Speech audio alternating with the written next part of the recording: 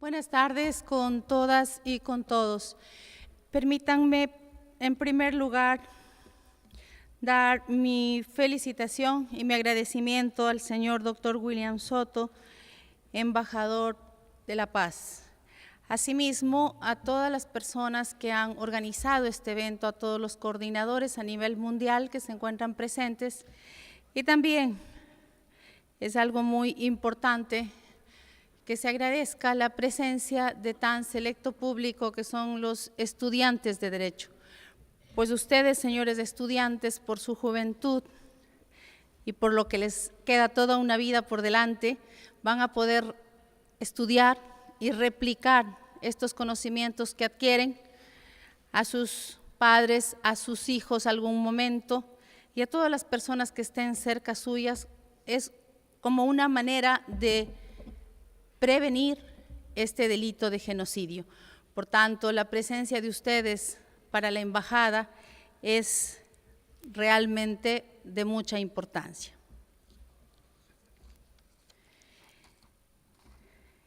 Empezaré diciendo que este delito de genocidio, que es un tipo de catástrofe, es provocada por el ser humano. No es un accidente y por tanto esta puede evitarse. ¿Cómo lo vamos a evitar? Justamente con la prevención y posterior sanción de este tipo penal y este tipo de actos. Había planificado mi presentación a través del tema del crimen de genocidio en el derecho penal internacional y en el ordenamiento jurídico ecuatoriano. Por estar un poquito atrasados, sí, en la mañana por inconvenientes que hubo acá en la universidad y por las disertaciones que ya han hecho los demás panelistas durante toda la mañana, voy a obviar el tema del crimen de genocidio dentro del derecho penal internacional para centrarme específicamente en qué es lo que ha pasado en mi país, Ecuador, dentro del ordenamiento jurídico de Ecuador. Les voy a contar unos pequeños casos. No tenemos experiencia en el genocidio en el Ecuador en cuanto a la investigación y realmente la ley es a partir del 2009. Es por ello que prefiero, con los conocimientos que ustedes ya los tienen de esta mañana y en anteriores, entrar directamente a lo que se refiere al ordenamiento jurídico ecuatoriano.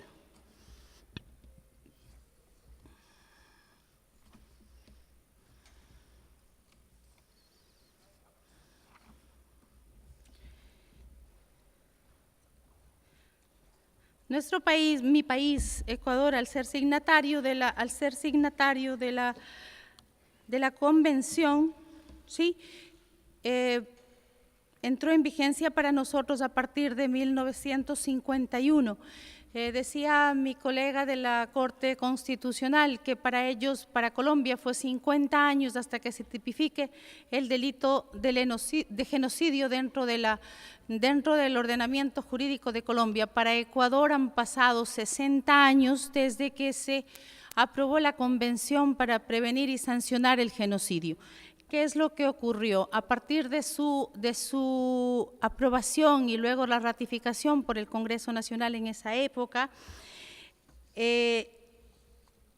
se promulgó una Constitución de la República en el año 1998 y en ese año del 98 no se hizo constar dentro del ordenamiento jurídico de esa época, que vendría a ser el Código Penal, no se tipificó y se sancionó el delito de genocidio.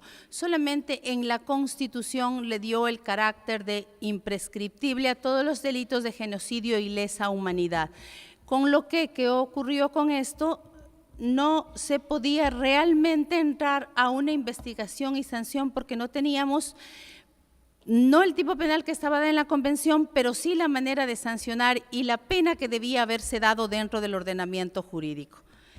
Pasaron los años y es recién a partir del año 2009 que ante las presiones de la comunidad internacional el país hace una reforma al Código Penal sobre este delito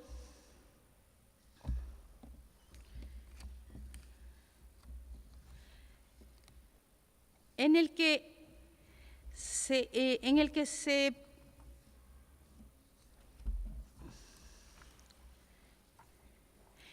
se incorpora todos los elementos constitutivos de la Convención contra el Genocidio,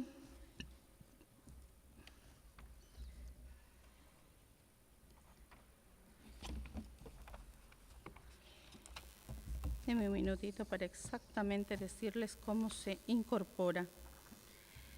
Y esto es tan importante porque de aquí acarrea un problema para nosotros dentro de las comunidades indígenas, que vendría a ser el primer caso de judicialización de esta conducta.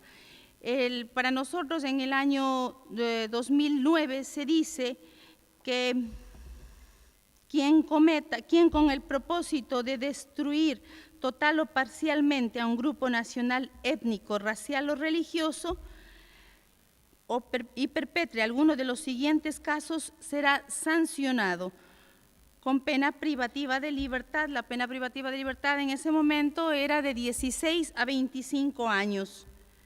Y dice, quien ocasionare, entre otros de los aspectos o conductas, quienes ocasionaren la muerte de sus miembros, serán sancionados con esta pena mayor especial de 16 a 25 años. Y se incluyen las demás acciones conocidas dentro de la Convención, las 5 sanciones al respecto. Luego de esto, ¿qué es lo que ocurre? Antes de que se dé este caso que les voy a comentar de genocidio, tenemos ya a partir de la promulgación y de la aceptación del Estatuto de la Corte Penal Internacional, el gobierno del economista Rafael Correa crea las conocidas comisiones de la verdad dentro del Ecuador. Tuvieron ya comisiones de la verdad, muchos países tienen experiencia con el tema de las comisiones de la verdad en Latinoamérica. En Ecuador se creó en el 2007 para investigar los crímenes que se habían dado a partir del año de 1984 en el país, principalmente con los casos de un grupo subversivo que se conocía con el nombre de Alfaro Vive Carajo. Hubo muchas denuncias en la Comisión Interamericana de Derechos Humanos y luego pasaron por la Corte Interamericana de Derechos Humanos. Es por ello que se crea en el 2007 la Comisión de la Verdad. Hasta ese momento todavía no teníamos tipificado el delito de genocidio dentro, ni tampoco ninguno de los de lesa humanidad, ni los del Estatuto de Roma dentro de nuestro ordenamiento jurídico. Es así que con la presencia de la investigación que realizó, una investigación previa que realizó estas comisiones de la verdad, se descubrieron cerca de 118 casos de violaciones a los derechos humanos de las personas.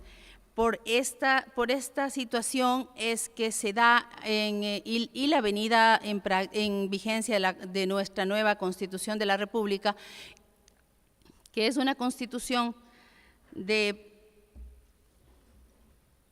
derechos, es un Estado de derechos y justicia, a diferencia del Estado social de derechos. Al ser un Estado de derechos y justicia es cuando se ve la necesidad de realizar las reformas al Código Penal y se tipifica por primera vez el delito de genocidio, como ya les había indicado.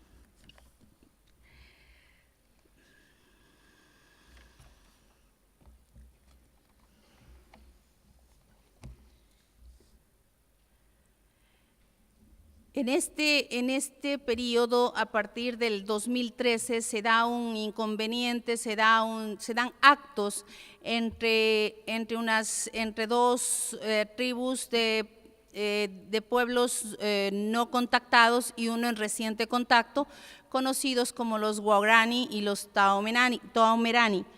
¿Qué es lo que ocurre con estos dos grupos? Que es la única experiencia de intentar judicializar un genocidio dentro del Ecuador, es que dos abuelos Waorani fueron asesinados por los Waorani, son un grupo en reciente contacto con los Taromenani, que son un grupo no contactado. Fueron asesinados 2 abuelos de esa tribu.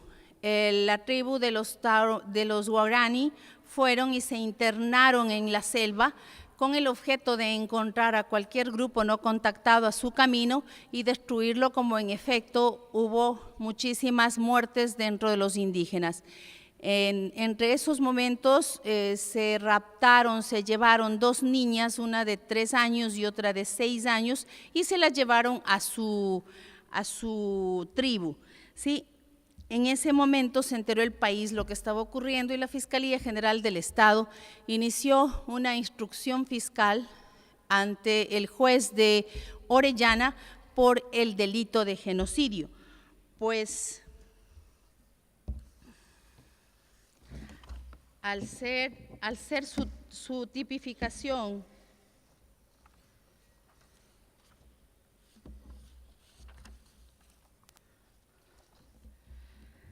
muy escueta, al decir que con el propósito de destruir total o parcialmente a un grupo nacional, étnico, racial o religioso, por alguno de los siguientes actos se cometía genocidio. ¿Qué es lo que pasa? Que el juez de garantías penales en ese momento se vio en el problema de, ante un tipo penal que decía esto y ante la Constitución de la República, que también hablaba en su artículo 57 sobre los derechos de los pueblos colectivos y asimismo de estas comunidades y de los pueblos indígenas. Es por eso que llega a la Corte Constitucional este caso y en consulta, porque tenemos control concreto de constitucionalidad, y llega en consulta a la Corte Constitucional de mi país para ver si es que esta norma era o no contraria a la Constitución, al artículo 57, en el que reconocía el derecho de las comunidades, el derecho de las comunidades indígenas y de los derechos colectivos de estos pueblos. La Corte Constitucional, por su parte, teniendo ya como base ahora el Código Orgánico Integral Penal, nuestra justicia penal al momento se encuentra con un nuevo modelo de justicia, con un solo cuerpo legal en cuanto a materia sustantiva, adjetiva y de ejecución de penas. Tenemos un Código Orgánico Integral Penal puesto en vigencia apenas el 10 de agosto de este año, pero que fue publicado en febrero de este año con una vacatio legis de aproximadamente 6 meses. Con estos aspectos, el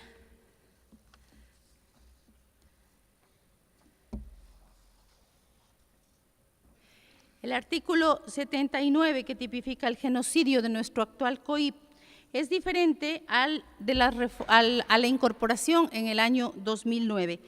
Dice que la persona que de manera sistemática y generalizada y con la intención de destruir total o parcialmente a un grupo nacional, étnico, religioso o político realice cualquiera de los siguientes actos, será sancionado con pena privativa de libertad de 26 a 30 años. Matanza de miembros del grupo, lesión grave a la integridad física, mental de miembros del grupo, sometimiento intencional a condiciones de existencia que acarreen su destrucción física total o parcial, adopción de medidas forzosas destinadas a impedir nacimiento en el seno del grupo y traslado forzado de niños, niñas y adolescentes de un grupo a otro.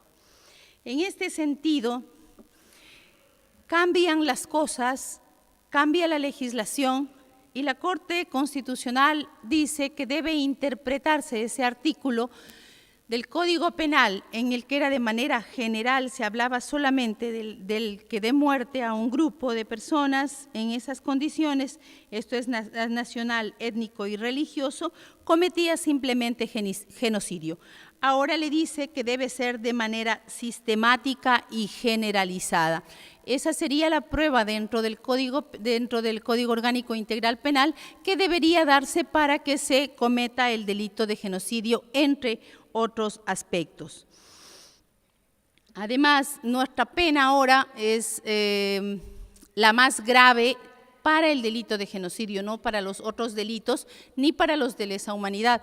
Tenemos una pena que va de los 26 a los 30 años, con agravantes de 1/3 de la pena, que vendría a ser 10 años, y obviamente un límite no máximo de 40 años de privación de la libertad. Los demás delitos de lesa humanidad van entre los 26 y 28 años. Solamente para el genocidio tenemos la tipificación y la pena hasta los 30 años. Asimismo, al momento, con la legislación vigente, se ha ingresado a quienes pueden ser sujeto pasivo del delito de genocidio, y se ha incorporado a los grupos políticos dentro ya de la legislación. A diferencia, igual que Colombia, hablaba el magistrado indicando de que en Colombia tuvo que hacer la Corte Constitucional una interpretación al respecto, por el tema de que había algo de discriminación al respecto, pero nosotros lo tenemos ya dentro de la legislación, pese a que en la jurisprudencia internacional no se ha aceptado aún el tema de la eliminación de grupos políticos y sociales. Sin embargo, de eso no quiere decir que ningún país dentro de su legislación interna la pueda adoptar y la pueda incorporar dentro de su ordenamiento jurídico. No hay impedimento, y así lo ha hecho, al menos en este caso, Ecuador. También está constando dentro de ellos el tema político. Con estos aspectos, ¿qué es lo que ha hecho, qué es lo que hizo en este caso la Corte Constitucional?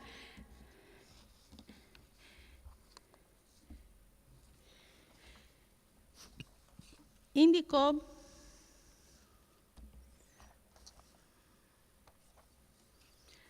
lo siguiente, permítanme leerles porque es muy importante lo que indicó la Corte Constitucional. Dice que conforme lo determinan las normas convencionales pertinentes, no puede considerarse a un acusado culpable de delito de genocidio si individualmente no comparte la intención de destruir en todo o en parte a un grupo, incluso si sabe que está contribuyendo o cree que sus actos puedan estar construyendo a la destrucción total o parcial de un grupo. Este propósito especial se infiere de los siguientes actos o indicios: el contexto general de la perpetración de otros actos culpables dirigidos sistemáticamente contra el mismo grupo, ya sea que fueran cometidos por el mismo acusado u otros, la escala de atrocidades cometidas, su naturaleza general, su ejecución en una región o país, el hecho de que las víctimas fueran deliberada y sistemáticamente elegidas por su pertenencia a un determinado grupo, la exclusión en el sentido tal de que los miembros del otro grupo, la doctrina política que dio lugar a los actos, la repetición de los actos que violan los cimientos mismos del grupo o que no son considerados por quienes los perpetran. En definitiva, la Corte Constitucional finalmente falló, indicándole que la norma que consultaban era totalmente constitucional, pero sin embargo, al momento de actuar el juez, que el juez es el garantista de los derechos de las partes, el juez debía realizar una interpretación a los derechos colectivos y trabajar sobre perspectivas de interculturalidad, que luego de que realice ese análisis sobre los derechos ancestrales, los derechos colectivos, la cosmovisión, la interculturalidad, si veía que finalmente los actos que habían cometido los Waorani contra los Taomenani eran o no eran genocidios, lo podía seguir procesando. Este caso está todavía en manos del juez sin que hasta el momento conozcamos qué es lo que va a ocurrir. Asimismo, en las comisiones de la verdad se han procesado ya 2 casos, más bien no de genocidio, sino de ejecución extrajudicial. Están los 2 casos sentenciados. todavía no están en firme porque están en recursos de apelación y casación. Esto en lo que se relaciona a lo que ha pasado en Ecuador. En cuanto, estoy ya por terminar por el tiempo o entregadome, lo que sí podría manifestar finalmente, después de todo lo que hemos escuchado el día de hoy, que esta ciudadana ecuatoriana y esta ciudadana del mundo comparte con lo que ha dicho el embajador Soto, que la educación es un poder. Definitivamente es el más grande de los poderes. Con educación podemos prevenir, con educación luego podemos sancionar. Debemos estar todos preparados para adquirir, para que llegue esa educación. No nos olvidemos que cuando los alumnos están preparados, el maestro llega. Mientras no estén preparados los alumnos, no podrá llegar ningún maestro. Debemos estar listos a receptar toda la educación posible sobre lo que son este tipo de delitos, cómo prevenirlos y cómo erradicarlos. Y también sancionarlos. Hay obligaciones de los estados de respetar y garantizar los derechos humanos, y este es un derecho humano. Gracias, señores.